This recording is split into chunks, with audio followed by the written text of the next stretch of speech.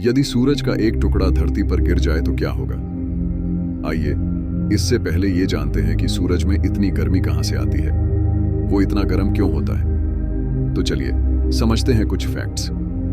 सूरज की गर्मी और तापमान उसके आंतरिक संरचना और प्रतिक्रियाओं से उत्पन्न होती है।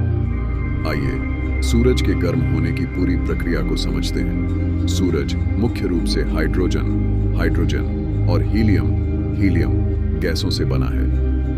यह एक विशाल गैस का गोला है जिसका द्रव्यमान इतना अधिक है कि इसका गुरुत्वाकर्षण अत्यधिक शक्तिशाली है। सूरज की गर्मी का मुख्य स्रोत इसके केंद्र में होने वाली नाभिकीय संलयन की प्रक्रिया है। सूरज के कोर में बहुत अधिक तापमान और दबाव के कारण हाइड्रोजन परमाणु आपस में टकराते हैं।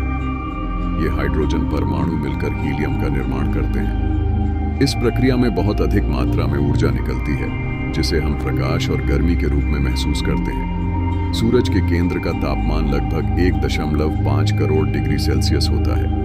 यही वह स्थान है जहां नाभिकीय संलयन की प्रक्रिया होती है। सूरज की सतह का तापमान लगभग 5500 डिग्री सेल्सियस होता है।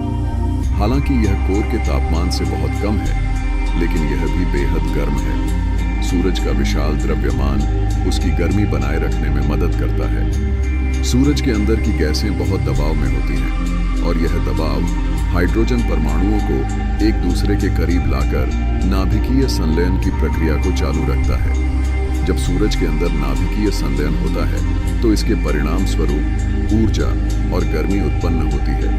यह ऊर्जा धीरे धीरे सूर्य के बाहर की ओर फैलती है और फिर सूर्य की सतह से बाहर निकलकर अंतरिक्ष में विकिरण के रूप में फैलती है। यही ऊर्जा हमें पृथ्वी तक पहुंचती है, जिसे हम सूरज की रोशनी और गर्मी के रूप में अनुभव करते हैं। सूरज के ऊपर कोरोना नामक एक परत होती है जो सतह से भी अधिक गर्म होती है। इसका तापमान लगभग 1 से 3 मिलियन डिग्री सेल्सियस तक होता है। यह एक रहस्यमयी परत है क्योंकि यह सूर्य की सतह से अधिक गर्म है। वैज्ञानिक इसे समझने के लिए अब भी अध्ययन कर रहे हैं। सूरज अब अपनी मुख्य अनुक्रम अवस्था मेन सीक्वेंस स्टेज में है। इस अवस्था में यह मुख्य रूप से हाइड्रोजन को हीलियम में बदलने का काम कर रहा है और यह प्रक्रिया लगभग 10 अरब सालों तक चलती है। जब सूरज के पास हाइड्रोजन खत्म होने लगेगा तो वह धीरे धीरे ठंडा और विस्तारित होकर एक लाल विशालकाय रेड जायंट बन जाएगा। अंततः यह एक श्वेत बौना व्हाइट ड्वार्फ में बदल जाएगा।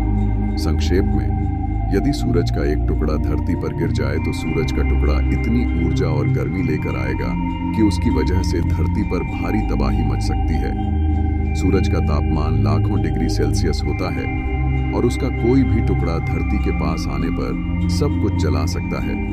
इसके प्रभाव से पूरी पृथ्वी में जीवन समाप्त हो सकता है और वातावरण भी नष्ट हो जाएगा। यह एक असंभव घटना है, लेकिन अगर ऐसा हो तो धरती के लिए विनाशकारी होगा।